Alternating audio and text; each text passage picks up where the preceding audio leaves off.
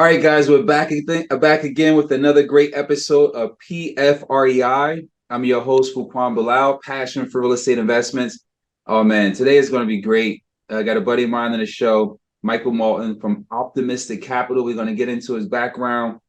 We're going to talk about some of the projects he's doing. He's fresh from the gym, but he has said he's taking a shower. He's fresh from the gym, so he's still amped up. Dripping, the afterburn is still coming, so he's fresh pumped. So we know we're going to get a lot of great value from him. Then welcome to the show, man. I appreciate you coming on. Yeah, thanks for having me. I'm excited that we got to hook up on this. Absolutely. So just give the audience like your background, what you do, start off from when you guys started in real estate and bring us up to speed. Sure. So I've been, I guess I'm kind of an OG like yourself. Been in it a minute. So I went out of college. I went to UMass. So I'm a northerner that now has been living in the South half my life. So I don't know what they call me, but I can get some respect north of the Mason-Dixon and south of the Mason-Dixon. But I worked for GE out of college, did that for 7-8 years, was in a global IT role, Six Sigma, all that fun stuff. And I really just didn't love it.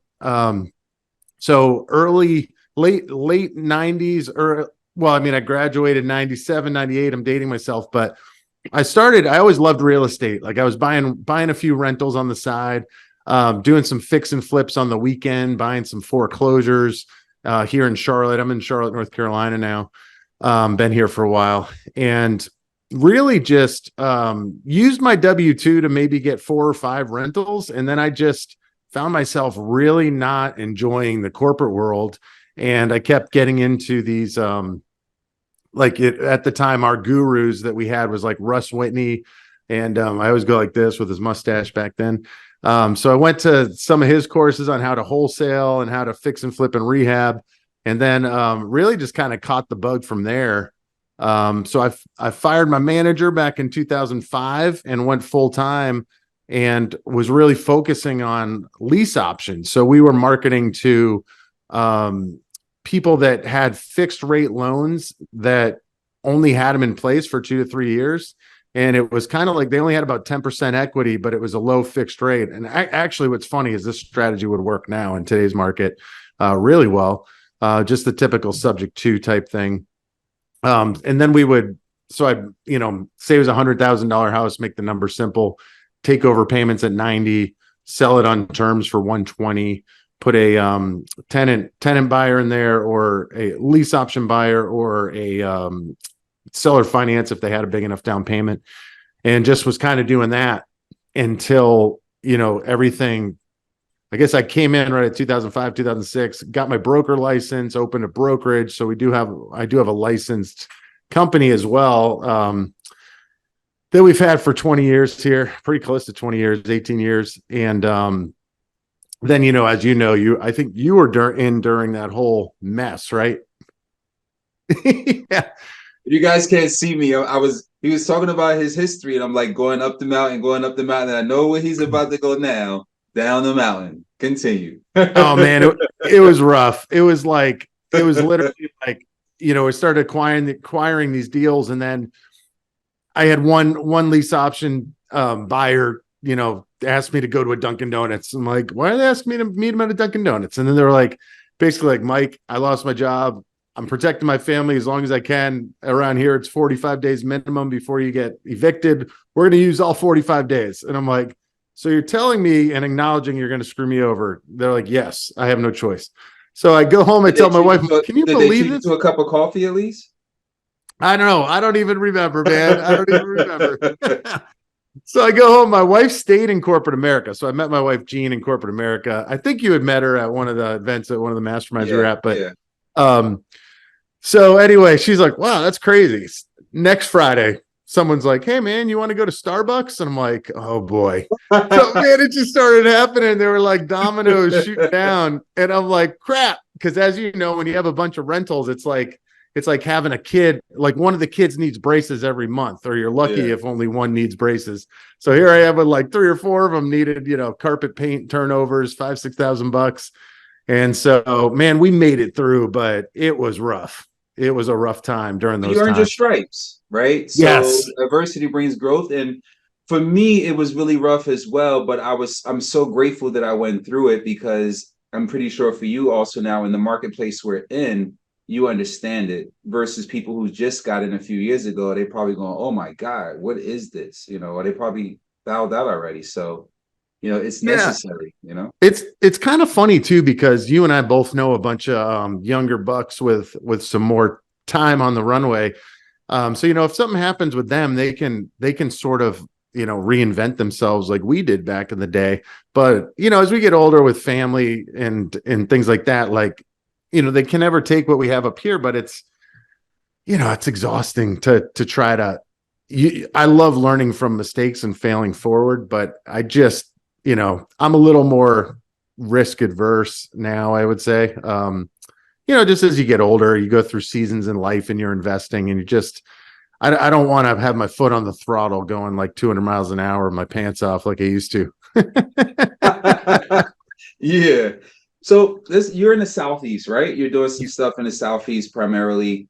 And I heard earlier on that your transition, or before we press record, we were talking about the transition more into the storage stuff, right? Yep. That seems like the sexiest thing now, because it's a square box with just electricity. There's no tenant living in it with a leaky toilet or anything. It's easy to collect. So I'm seeing a lot of guys and gals transition into adding those assets in their portfolio. You want to talk about how that has maybe helped your portfolio or your business model in whole, and are you leaning more towards more of those storage units versus residential renting?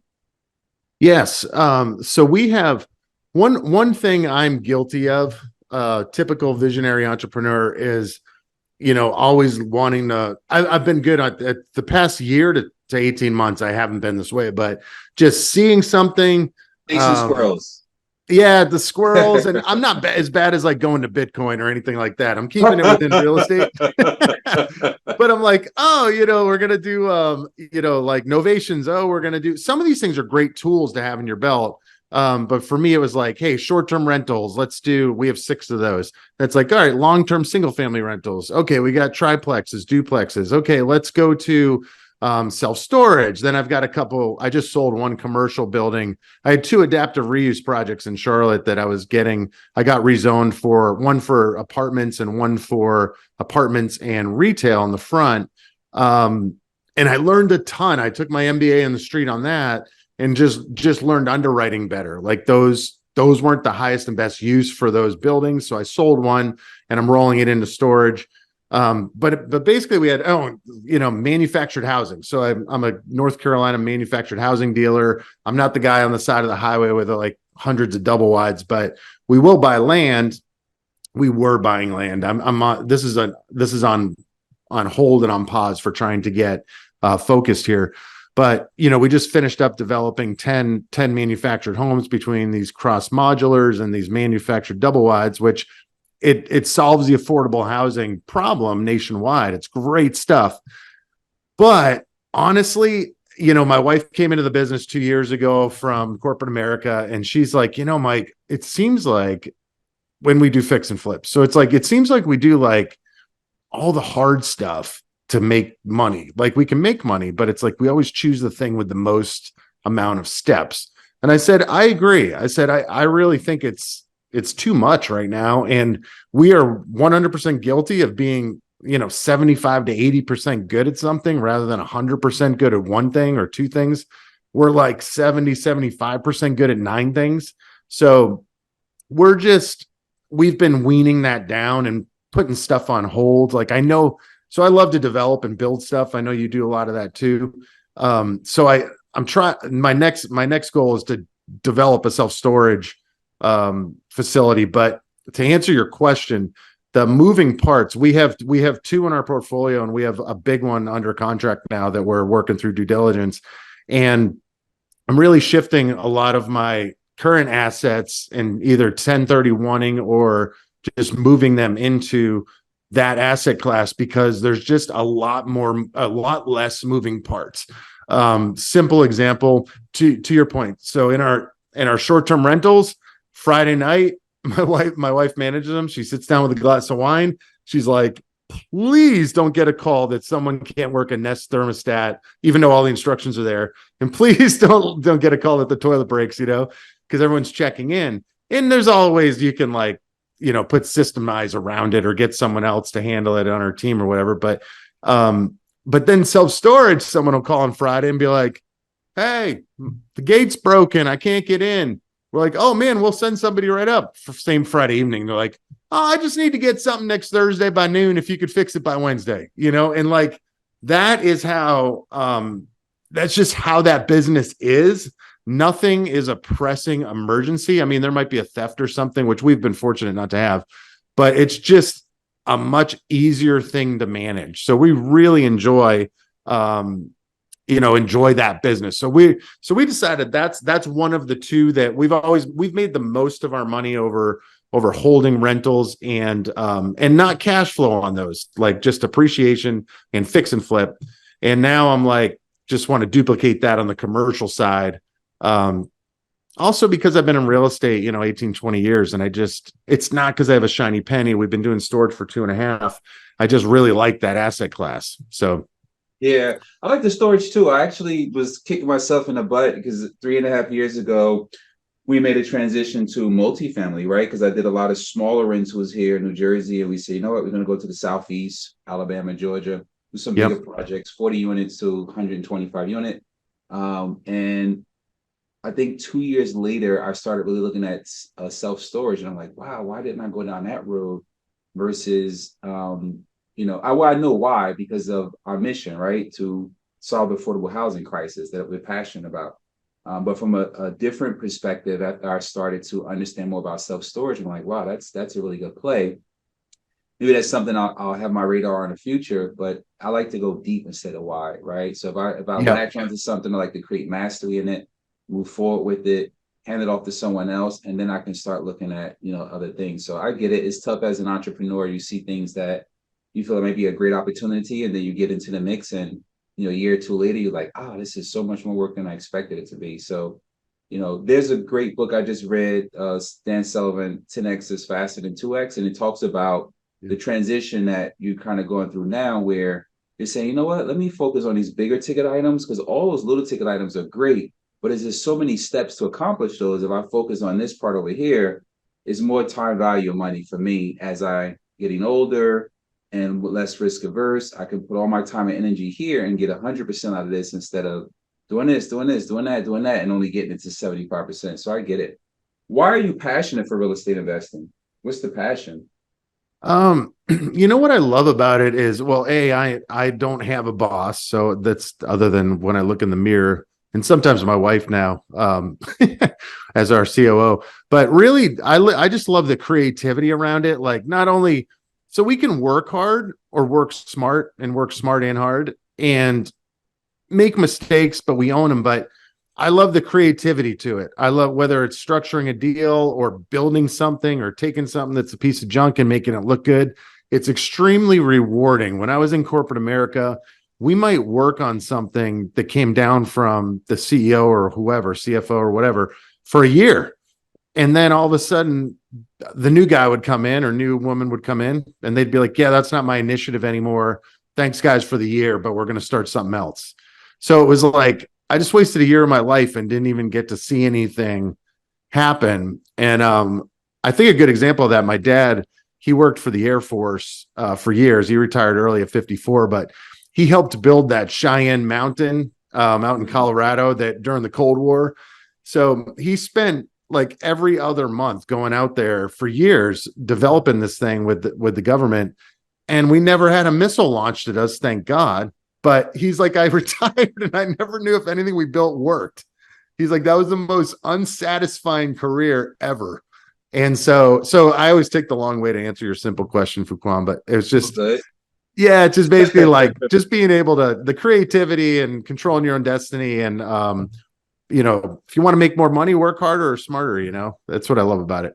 Yeah. Another thing that I never hear guests say when I ask that question is I love it. For me, my passion, and I never shared my passion. Actually, this would be the first podcast where I ever shared my passion for real estate, which is the theme of this show. I've never found something that you can never figure it out, right? There's always so much to learn about this, and I get bored easily, right? And I guess you do too. That's why we chase the shiny objects sometimes. But Yep. you like, wow, this real estate, right?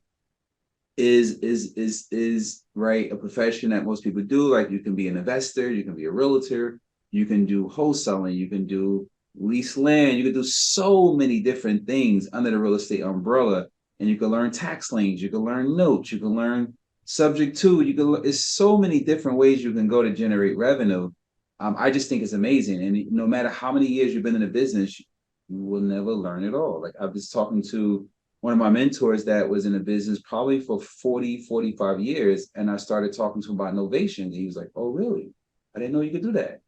Back in the day, it Yeah. was, another way to do it was this is a new way of doing a paper in it subject to, basically papering it as innovation or whatever it is. But there's different strategies that you can do. That's why I like it. I'm passionate about it. But yeah, thanks for sharing your passion on it.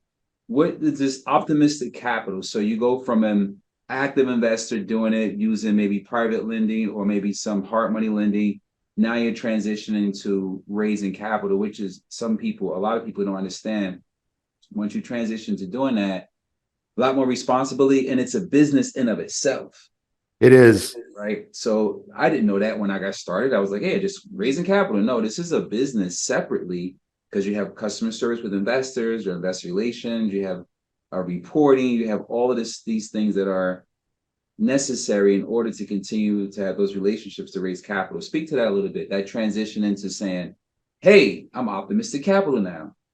Yeah, it's been I've always loved branding. I think like sort of so a lot of my companies up coming up were optimistic investments, optimistic venture group, like just like long-term hold companies, flip companies. Like I like the word optimistic just because I try to be optimistic, and we always get you get a 2x4 in the face, you keep moving forward optimistically. But from the capital standpoint, I just I really believe I've always raised money like one-off, like deed of trust, promissory note on a single family home. So I've got a number of those private lenders that way. I have not done a syndication yet. I've actually almost had one done last summer, and the interest rates jumped 2 points while I was under escrow on a $8 million facility down in Georgia. So it just didn't pencil after that point. But I think honestly, even just going with a JV route, like if I do JV friends and family first with this, similar to you, just having such a big network of people that I know a lot of people that have told me like, hey, you're becoming an expert on operating storage. Like that's what we're focusing on. So, why don't we, if we take care of raising some of the capital, or we raise it together or whatever, that's fine.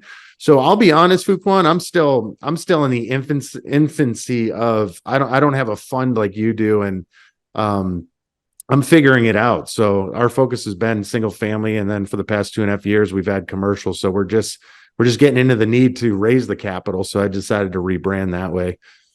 Yeah, that's awesome. So the triangle is know, like, and trust, right? So people Yep. know you, they like you, then they trust you. You have obviously a track record of being in the business for so long. You have investors who you paid on time and done everything right. They can be your testimonial piece. And then now it's going to be okay when you do a syndication. What track record do you have as far as managing money, right? You have the single Right. assets, which is secure, but syndication is based off of one asset. And then that asset class too, self storage, you're building a track record there as well. So you just keep putting yourself out there. I know you'll be successful because you have the experience.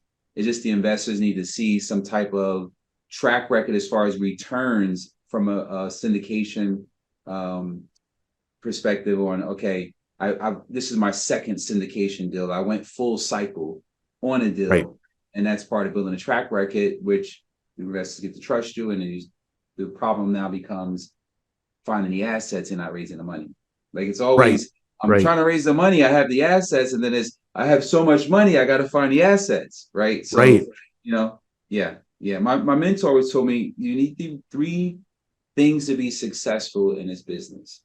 The money to buy the assets to buy, and scalability. Because you have the money, you have the assets. Now the problem is scalability, operational efficiency, team, staff, process, systems. That breaks down, right? If I was Yep. to say, hey, here's 10 storage units right now, you'd be like, trying to Right. juggle them all. So that's very important. But yeah, man, I know you're going to be successful. I would definitely say from someone, I started my first fund 10 years ago, and it's like having kids, right? If you know what that's like, right? So you gain Yep. experience and knowledge as you go along. You go through the pain points, the ups and downs, and it helps you really build those long-term relationships, especially when you're taking care of people's capital and you get to build relationships that are not transactional. And that's the beauty about it, because eventually you have something to give and provide a service that helps investors like myself and other passive investors who may want to invest alongside of you. So yeah, Yep. man, I'm excited for you. Yeah, I'm excited too. It's been a good transition. My wife's been handling most of the single family business that we're wrapping up or just scaling down the volume of it. We were running TV ads and all that like a year and a half ago, and then just like as we let most of our team go on that side of the fence, they weren't a good fit for what we were trying to do. So we're just reshaping. We just hired back a rock star integrator that's helping me get a lot of marketing and things out, which is great. And we've got an inside sales team on the storage side. And yeah, it's just we You're had a 10x in. You're what's 10x that? in it. You're 10x in it. Yeah, I'm trying to 10x it. Yeah, I had you're a scaling to really be better instead of bigger.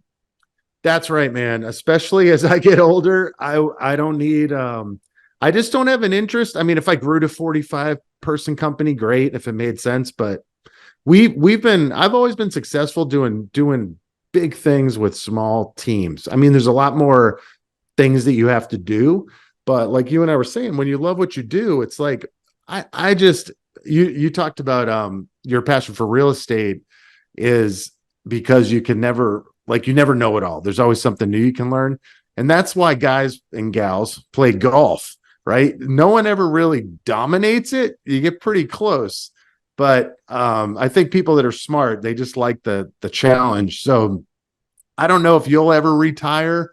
I don't I don't know either, but I really enjoy I just scale down the volume, right? Like maybe retirement for me is like 2 cool projects a year, like treehouse Airbnbs or something. I don't know, but it's funny to think about. That's awesome, man. Thanks for coming on the show. I really appreciate all the value you add. Another great episode of PFREI, Passion for Real Estate Investments. If you're checking us out on YouTube, be sure to like and share this. You catch us on all your favorite podcast channels. Michael Moulton, Optimistic Capital. Give the listeners where they can find you at if they want more information on what you're doing. Sure. Yep. The name of my company there is my website as well, optimisticcapital.com, or Instagram. You can DM me at Michael T. Moulton. And also I'm on LinkedIn too. I think Facebook as well. I'm trying to get better with social media. I'll be honest. It kind of has been not a focus. And that's why I hired an integrator to make it a focus. So you'll see more of me and projects we're doing. Thanks for coming on the show, man. I appreciate it. Yeah. Thank you. I appreciate it too, Fuquan.